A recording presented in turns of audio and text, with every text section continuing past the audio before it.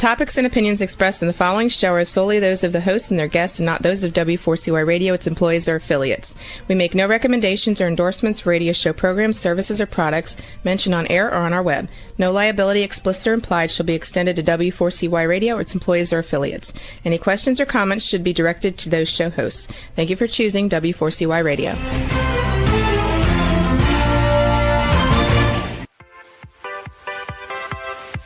Welcome to the Ask Good Questions podcast, broadcasting live every Wednesday, 6 p.m. Eastern Time on W4CY Radio at W4CY.com. This week and every week, we will reach for a higher purpose in money and life, as well as a focus on health and wellness. Now, let's join your host, Bonita Bell Anderson, as together we start with Asking Good Questions.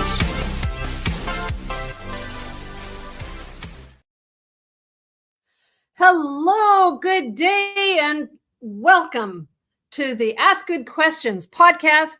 I am Bonita Bell Anderson, your host, and we have a guest today that will be, I think, a very interesting guest with a lot of interesting things to talk about that some of you may be able to relate to. So with that, I'd like to welcome to the podcast stage, David, is it Nassief or Nassief? Nassief. Nassief. All right. Welcome, David. Thank you, Bonita. I'm excited to be here with you. Well, let me tell everyone a little bit about you. Your real life financial turnaround experience is as much of a Rocky type story as it is a personal finance discussion. He was fired at 63 from an 18-year corporate position with virtually no retirement savings. David. No job prospects, and the chilling realization that his career was effectively over. So out of desperation, he charted a completely new direction in both his career and personal finances. His unique and simple one-page wealth compass, which he's going to talk about later, guided him to seven-figure financial freedom in under 6 years, which is like, really? Seriously? So we're going to talk about that.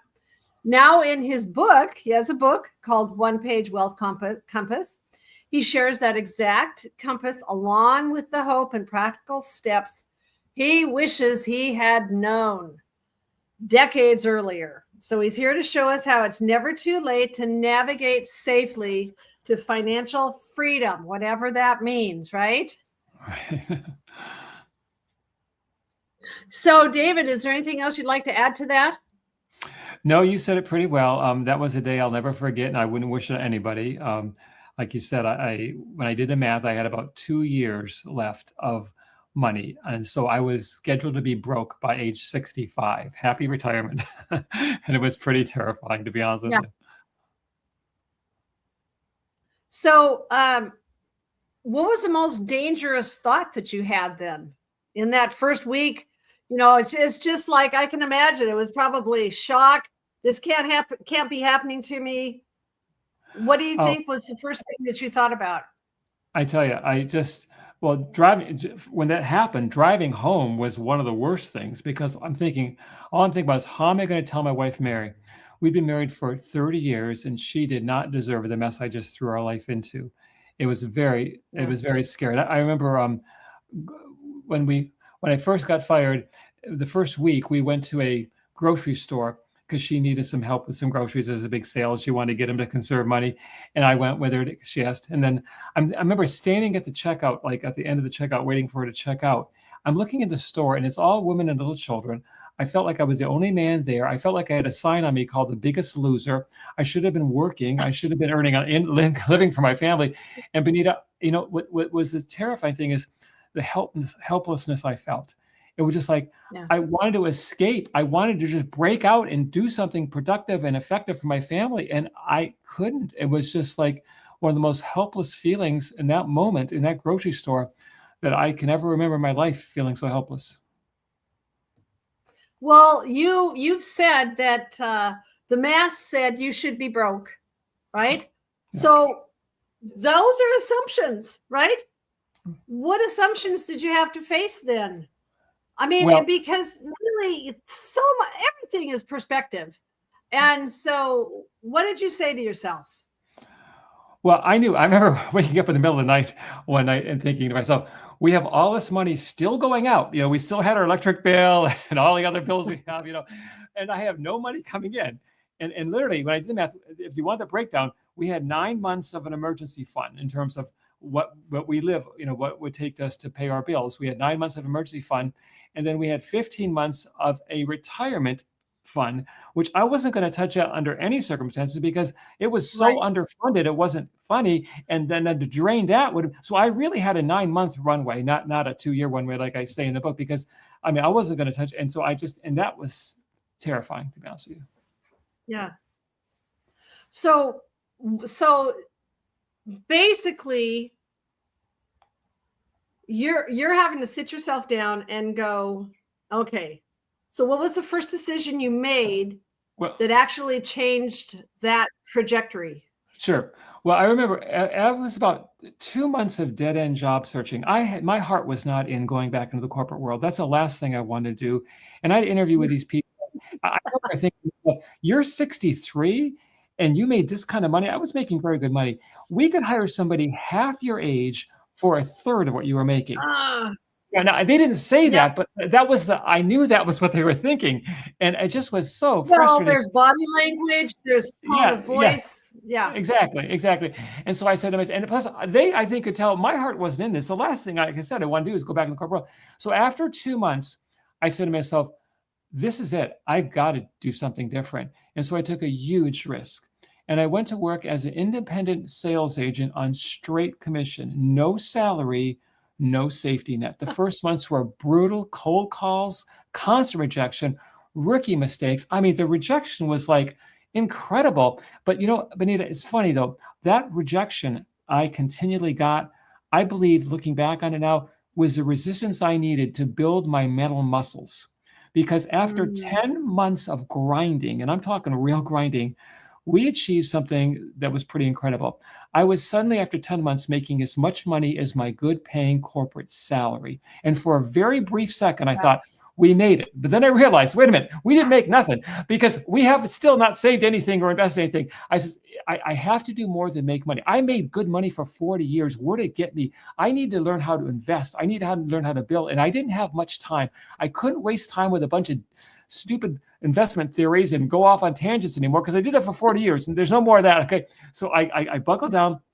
I read a total of 21 books in that 6-year period. I 13 financial podcasts I faithfully listened to, countless blogs and articles. Finally, I was able to distill it down onto one piece of paper in what I call a set it and forget it approach. Because I had to run my business to survive, so I couldn't be tinkering with investment stuff. I had, 6 years later, at the age of 69, I achieved what I thought was impossible. From terrified of being broke to a 7-figure portfolio and real financial freedom. I now know, Benita, it is never too late to rewrite your story. Because if I can pull that off, starting as late as 63, anybody can, I believe, with the right direction.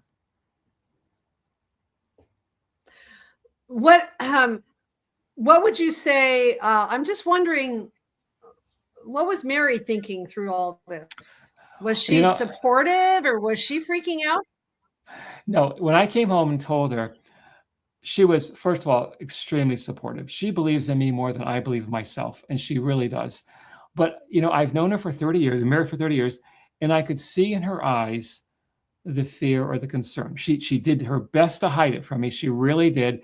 And she was nothing but supportive, but I knew she was afraid too. And who wouldn't be, in your 60s, where most people are ready to retire and we're like on the edge of a financial cliff, ready to get pushed over. I think that would make anyone a little bit concerned. Right.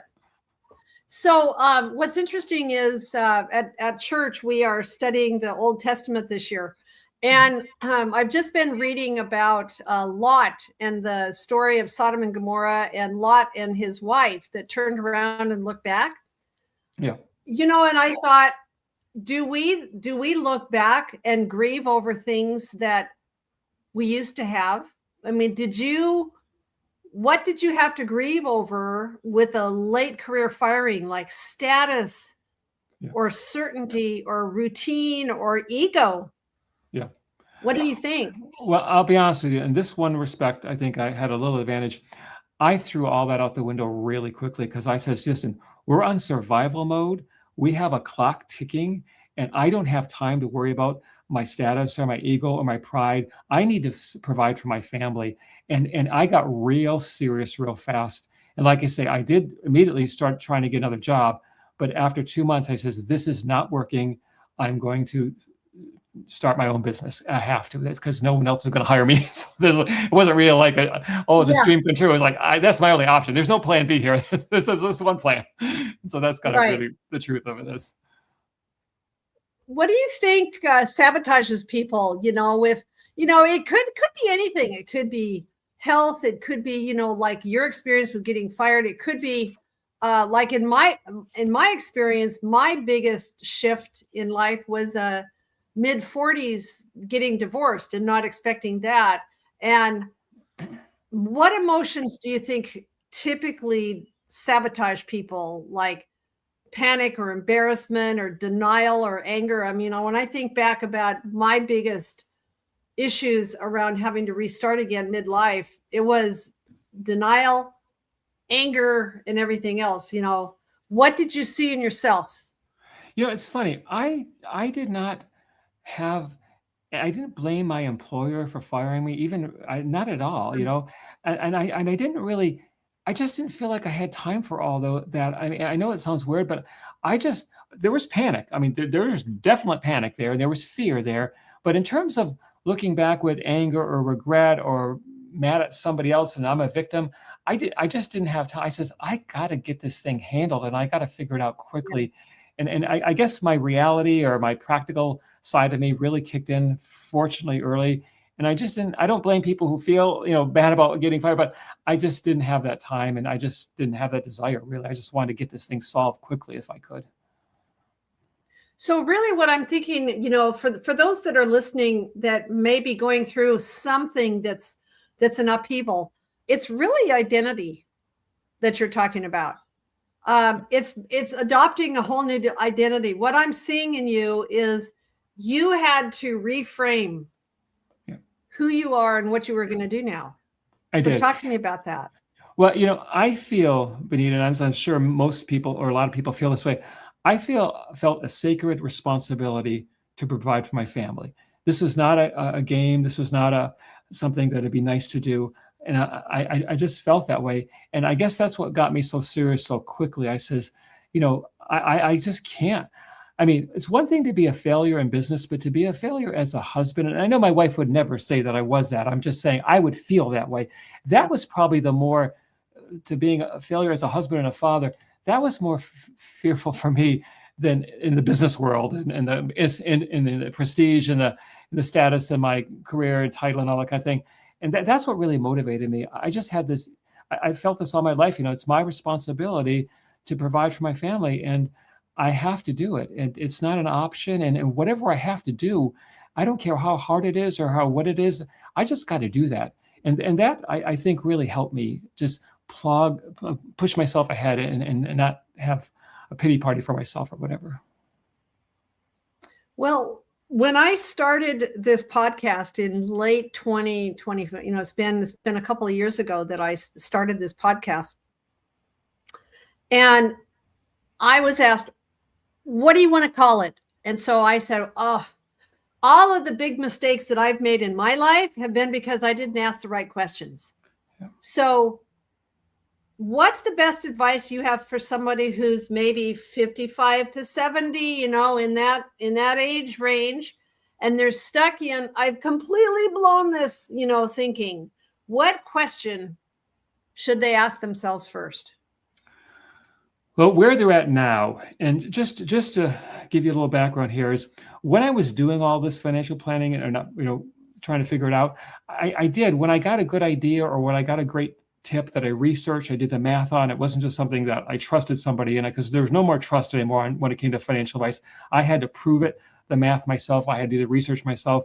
And I put it on one piece of paper. And what that paper ended up doing is it gave me a pathway. And I call them the 9 trail markers, but to financial freedom on one half of it. And I think if I was somebody like you're explaining, and they're waking up one day and their life's turned upside down like mine did.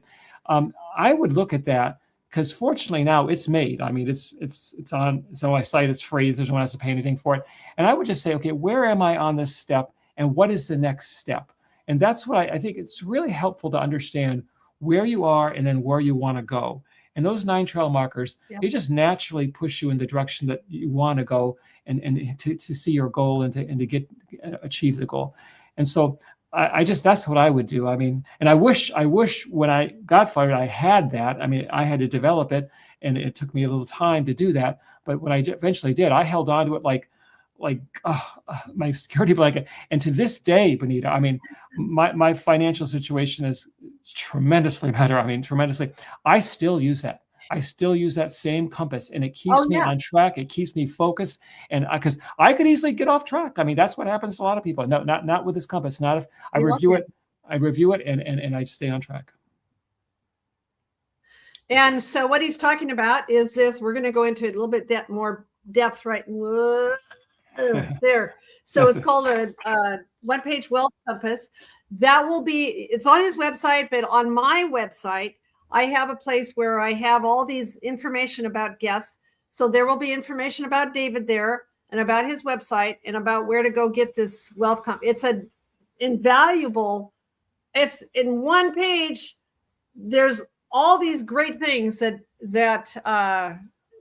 people, it's just bedrock information.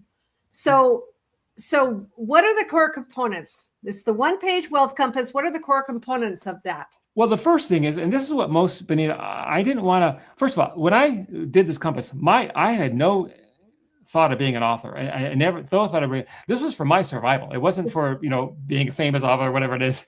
It was. And so when I did it, the first thing is, when I read these financial books, the one thing they all missed, it seemed like, I mean, maybe there's some out there that don't miss it, but everyone I read missed it. They missed the part about building your income. They all assume, all right, you're making money, you're making good money. Now you just need some direction. No, that's not the case with everybody. Not everybody's making good money. Not everybody is on the right path, in terms of their income.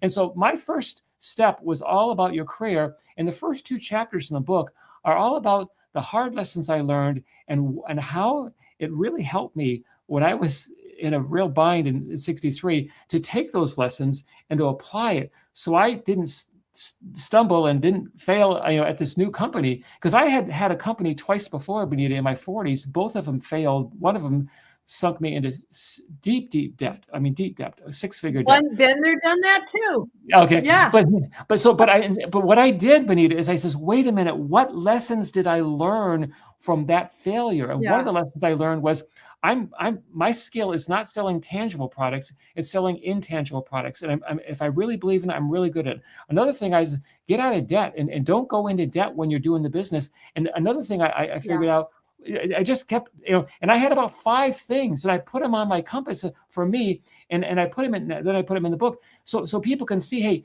everybody has talents, everybody has skills, everybody has a history. I don't care if you're in your 20s, 30s, 40s, and you have some background, and you can draw from that. And I talk about in the book how you draw from that. So when you go forward, you're taking your income and your career and your fulfillment to a new level, as opposed to just getting a job and hoping you get a 2% raise every year or 3% raise every year. That's not, so people want more. Not going to get anywhere. No, people want more than that. That's why I put that in. And that's where I see so many books missing that. I see everyone. I don't so anybody talks about building your income. It's all about building your investments, but you got to have the income before you can get the investments. Right. And one of the things that I've always done with financial education is talking about your purpose.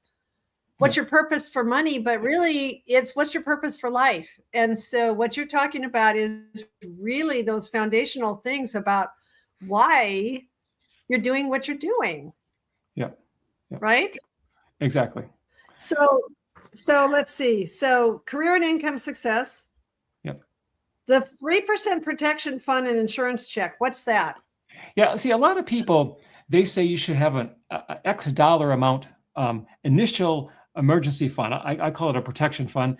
And the problem with an X dollar amount is $1,000 or $2,000 might be more than enough for some people at one income level, but it may not even be close to what Yeah. people at a different income level have. And so I say, okay, let's turn it into a percentage so we can adjust based on your income. Because somebody making $500,000 a year has more expensive emergencies typically than somebody making $50,000 a year. And so Right. that's why you got to do that. And then the insurance is just for the big important stuff, okay? That's way beyond an emergency fund. You need that, for like just basic, insurance, okay? But then the next thing is getting out of debt. I tell you, that is such a burden. And every dollar you can free from paying interest can be immediately used to start earning interest. But you got to get out first, okay? And so that's the next step. Is I don't mean mortgage debt. I'm talking about like consumer debt, like credit cards, Consumer debt, which is that kind of thing. so easy to get into. Oh, it really is. It's so easy. And I was talking to somebody the other day, and I tell you, when you have consumer debt, that is mathematical evidence you're living beyond your means. It's like you can say whatever you want, you can talk yourself into whatever, but if you have consumer debt, you are living beyond your means. And if you don't figure that out and how to live with your means, I don't care what book you read, you're never going to make it. Matter of fact, you're going to just get behind. Yeah. And so that's a critical step. On the other side of the compass, there's two sides of my compass. One's principles and one's the steps, and that's on the other side. Yes. Right. But that's very true. I remember being in debt.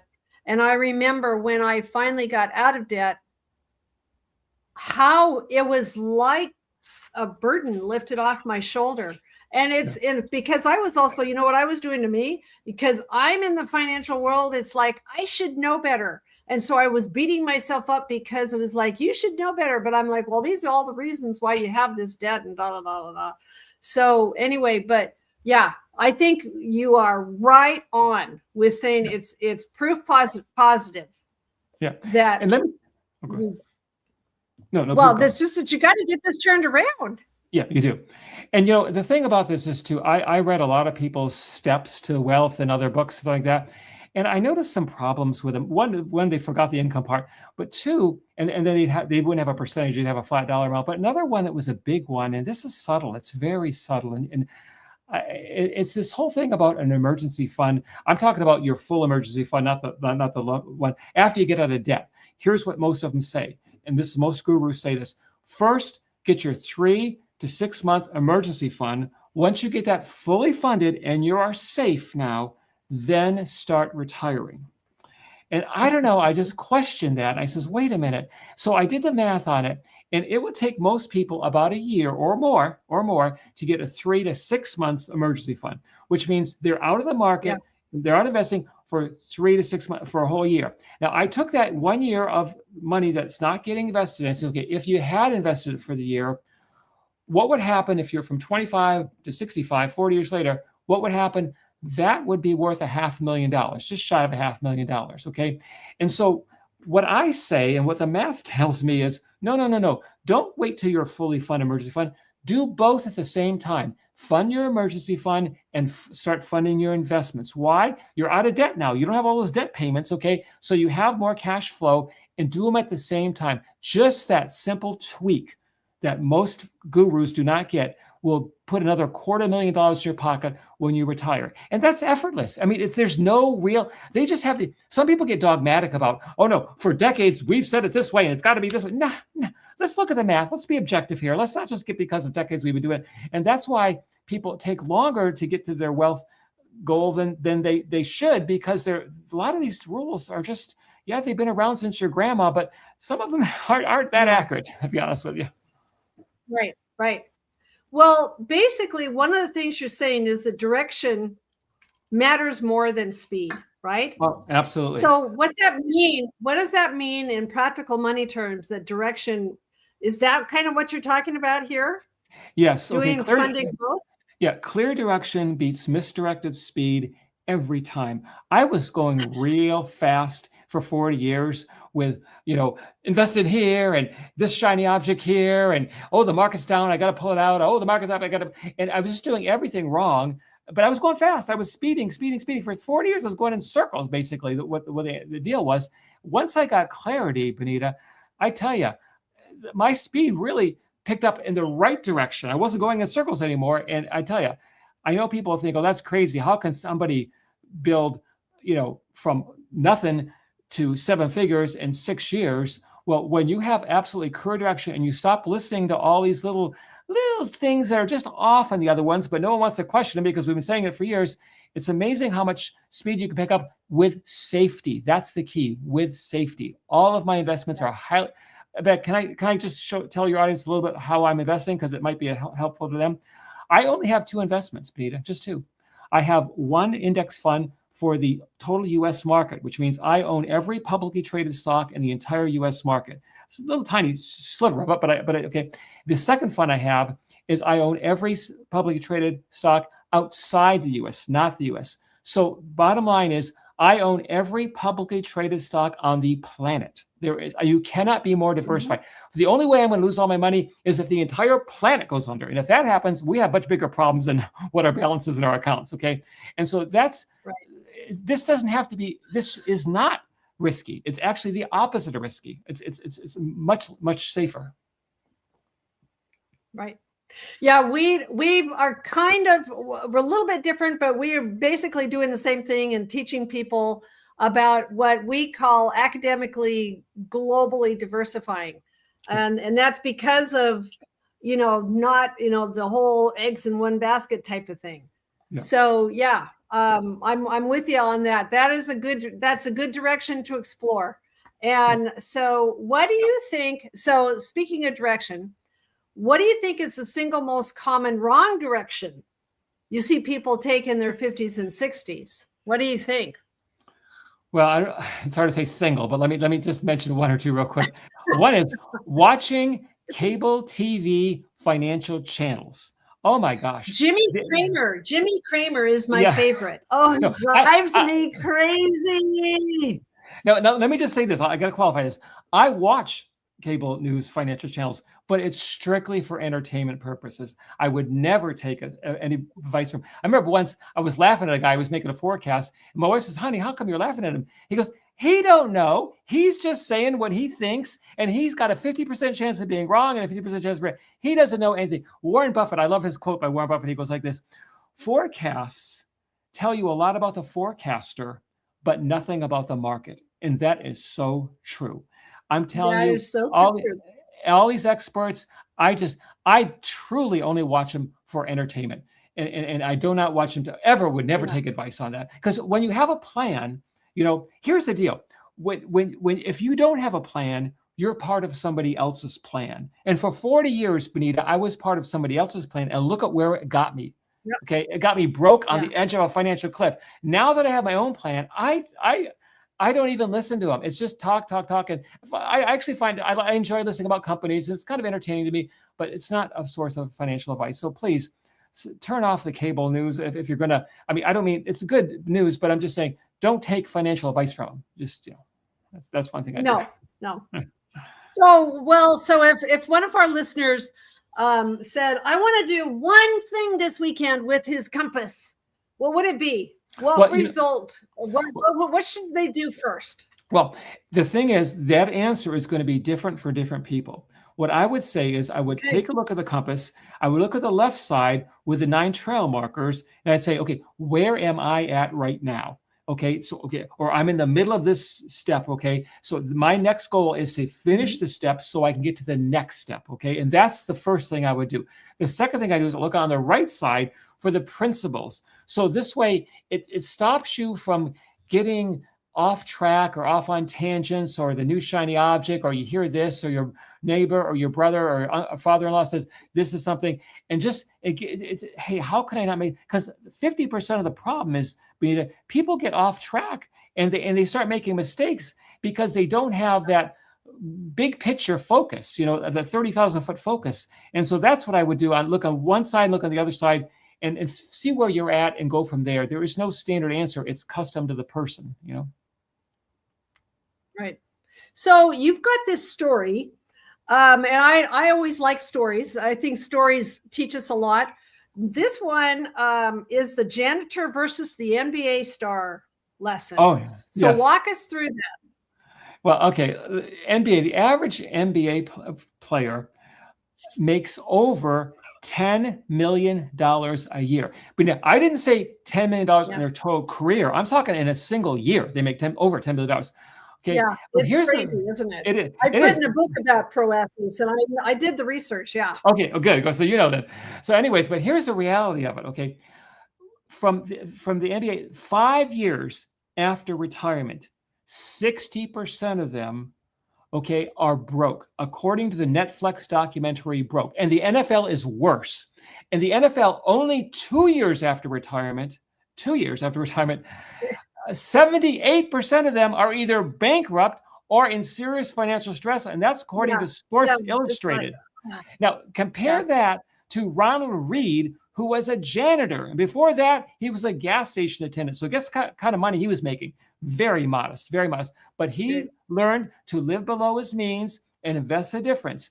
When he ended up in his life, he had an $8 million portfolio. That is more than most of the NBA and NFL players making their tens of millions of dollars. And he made, very modest income, probably below the average income of the average American, significantly. So it's not, here's what everyone thinks it's all about making money, okay? But the thing is, making money and building wealth are two totally separate skills. Okay. The athletes were great at making money, terrible at building wealth. Ronald Reed, not so good at making money, but tremendous, at building wealth. And there's two separate skills there, and people don't get that. Too many. What do you think? I've done the research on this as well. What would you say are the hidden traps for people, no matter if they're an athlete or somebody who's just made a good living like you did? What are the hidden traps? Like, what I'm thinking is like lifestyle creep. What does that mean? Overconfidence, complexity. What do you think is the big thing that high earners get caught in? Well, definitely lifestyle creep, no question about it, because that's the reason those athletes were doing so poorly on the wealth building is because they were spending more than they earned. And the reason Ronald Reed and Dale Schroeder, who was a carpenter, did something similar, the reason they did so well on a very modest income is because they understood the idea of living on less than you earn. But there's other issues too involved here, and one of them is fees, and that's a lot of things. A lot of people, or they start investing and they don't understand the fee issue. And let me just tell you about the fees for a minute, okay? Most people are paying tiny termite-sized fees that are quietly inflicting termite-like destruction on their portfolios. Let me explain what I'm talking about. You got two people, person A and B, both 25, just out of college, graduated, whatever, making decent, okay? So they decide to invest each separately. They're investing $1,000 a month, okay, for their entire career. Okay, person A chooses a low-cost index fund with a 0.03% annual management fee. Person B goes to a financial advisor who charges the standard 1%, and they put him in an actively managed fund with a 5.75 upfront load and a 0.66% ongoing management fee. Okay, at the end of the 40 years, person A has a portfolio based on historical market returns, okay? Person A has a portfolio worth $8.5 million. Person B has a portfolio worth $4.2 million. That is a $4.3 million difference. This isn't market timing. This isn't bad investment choices. This isn't like Rocky. This is strictly these tiny microscopic fees. And here's the thing. We're assuming they never got a raise. If you factor in normal raises, that gap of what 4.3 would be even bigger. And here's the saddest thing of it all. Person B probably feels like he got excellent care because his advisor was really a good person. Little did he realize he did the equivalent of giving someone else, funding someone else's retirement with half of his own money. And that is a tragedy. I am not against advisors, Benita. I'm really not. But what I am against is products that enrich Wall Street at the expense of their client's portfolio. And I'm going to tell you something. Yep, I'm with you. I'm going to embarrass myself by saying this. For 40 years, I never questioned fees. I just assumed that was the price of admission. That's the rules of the game. But what I later understand is the rules we don't question can cost us the most. In that person's case, person B, it cost them $4.3 million. So that, I think, is something that people need to be a lot more aware of. Right. Yeah, it's that was kind of what you're talking about, being in the financial industry. I about 15 years ago, I found the differences between being an independent advisor versus what you were talking about is broker dealers and the fees that the advisors a lot of times don't even know, what's going on. So anyway, but yeah. So let's talk about another habit. What do you think is a simple habit that you consider, you might say it's unsexy, but undefeated for building wealth, especially late in life? What do you think? What's a good habit there, David? I think consistency in investing from day one. Let me just say this. I doubled my portfolio 3 times in a 6-year period. I didn't do it by chasing crypto or timing the market or day trading. Okay. I did something so boring it put you to sleep. Okay. And the thing about it is I found a simple investment approach. And the crazy thing is, Benita, when the market was down, I was thrilled. When other people were panicking and selling, I was buying more shares at discount prices. But it wasn't the return that was really surprised me, Benita. It was the math. There's a thing called the rule of 72, and it says if you're getting a 10% return on your money, your money will double every 7.2 years, or roughly every 86 months. My first double, once I started my compass, occurred in just 30 months. My second double, 13 months. My third double, 29 months, for an average of 24 months, way less than half the 86 month or 84 month expected time returns. But it wasn't the returns. It was 3 things I was doing. 1, I was saving a good portion of my income every month. 2, I was putting in the right kind of investments, like the kind you and I are talking about. And 3, I was using market volatility to work for me instead of against me. Too many people are trapped in the thing of buying high and selling low. Okay, that will destroy your wealth. Okay, no, I built my wealth twice as fast with half the risk compared to how so many people are doing it by following a simple path. So that's, anyways. Well, you talk about the power of doing nothing. So is that what you're talking about here? Absolutely. I used to, for 40 years, Benita, I was tweaking everything. Every time I read something or heard something on the TV or radio, I would, I'm going to do that. And I would change and I would adjust it. And I would get out of this and I get into that. And at the end of the year, I had less money than I had the year before, and it's like, I was doing all these things. Now it's don't. Market timing. That's right. Don't market time. No, I just, every payday, every once a month when I get payment, I just put it in the investment and I forget it. I don't even look at it. I just forget it. And if the market's going down, I'm having a little party because I'm buying it cheaper now. It's just funny. But people that go in the department store and they'll see a 50% off sign. They say, I don't want 50% off. I want to pay full retail. When's this going back up to retail? No one does that. But yet in investments, they do. The market goes down in half. Oh my gosh, I'm panicked. I got to get out. No, that's the time to be buying. And that's what I did. And that's how market volatility can work for you, not against you. Okay. Sorry, I get a little excited here, but it's true. I know. No, it's good. It's good. For someone who feels like it's too late, what's the right balance between increasing income, cutting spending, and investing simply? I mean, I can already hear people in my brain, saying, I can't do that. I can't do that. So what would you say the right balance is between your income and spending and investing? First, I would find out where is your weakest link at. Okay. Maybe it's your income is just too low. Or maybe it's you're a spender and you're just spending like crazy, or you're not investing. You're getting back to number one, career and income. Well, that's part of it, but not if your career and income is going good, then maybe it's a spending problem. Maybe then that's what you got to look at. Yeah. Okay, and if it's not a spending problem, then maybe it's an investment problem. And you were doing what I did for 40 years, so it's going to be different for different people. And that's why I say when you look at the compass, you just figure out where you're at and where you're going to go next. And so I would say, Benita, that those 3 choices you gave me, it's going to differ for different people depending on, some people have no income problem or some people have serious income problems. Some people have no spending problems, have serious, and it just kind of, then I would figure out where you're at. And then that's the one I would focus on first. Okay. So looking back, our time is going really fast. I can just tell you. So looking back, why did getting fired at 63 become the best thing that happened to your relationship with money?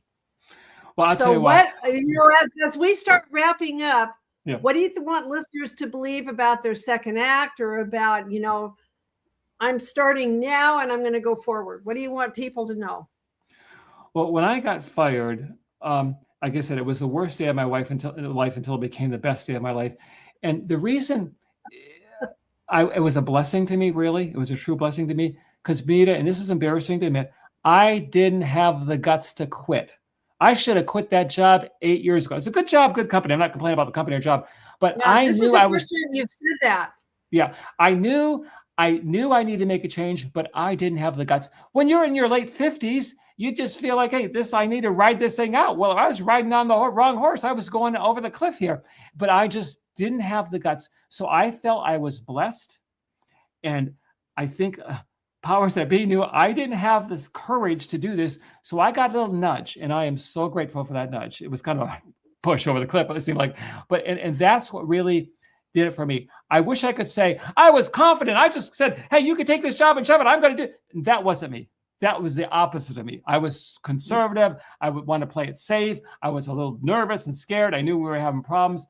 And so I would just say, don't wait for the other person or an outside force. When you know inside you need to change, please start doing that. Don't wait. Because I just think, what if I had done that in my 50s? My doubles right now, Benita, are 7-figure doubles, and they're averaging over 2 years. But what if I had started at my 50s? I mean, can you imagine? And people are like, that 50s is old. But David, I'm going to push back at you, because you wouldn't, the whole mindset, part of the reason why you did this was because you had to. Yep, you're right. You're right. I agree with you, Benita. I think the worst thing that would have happened to me in my life is at 63, when I got fired, if I had $10 million or $5 million in a retirement fund, that would have been the curse, because I would have never figured this out. My life, I have never been happier. I've never been more fulfilled. I've never been more excited. And I have my company. My sons join me. It's really fun. I'm helping people with a compass and helping them get their path. None of that would happen. I'd been probably some retired guy doing nothing, living off, and that would have been a curse. I am so grateful that didn't happen. I know it sounds crazy. But on the flip side of that, pushing back at you, okay. On the flip side is, if there is somebody that's 50 out there, then maybe this is their wake-up call. Yeah, that's right. Don't wait, please. And I did the work for you, and it's free, so I'm not charging anything. Get the compass, because why not? Why not figure out let somebody else figure it out for you, and then you can look at it and see if it makes sense to you. I promise you, I'm not trying to make you do anything. Do whatever you want, but look at the compass. I think you'll find there's a lot of truth in that deal. Right. Well, David, our time is up. Oh, wow. And so time always flies. I mean, I just tell you, it just goes fast, when you're having a great conversation. So I think I really appreciate all the valuable things. I mean, you have laid down some incredibly important foundational things that everyone needs to do. And so it's like, I always, take advantage of the things that he has shared. Take advantage of the things that he learned along the way, and you'll be that much further ahead. Any closing thoughts, David? Yeah, I would just recommend to your audience to go to the website and get the free. There's no charge, and there's nothing to buy on the website. I'm not doing this for money. I have a very successful firm. I don't need to do this for money. I'm just doing to give back and to help other people who can struggle. So go on the website, onepagewealthcompass.com, and download the free wealth compass for yourself and see what's. If you want to buy a book, there is a link to Amazon, but I'm not saying you have to do that. Just look at the compass. There's no cost to it, and you'll be in the newsletter. You'll get tips along the way and help you out. It's all free. There's nothing, like I say, and that's what I recommend. And it's, just take a look at it for yourself, and you be the judge. You be the judge what you think.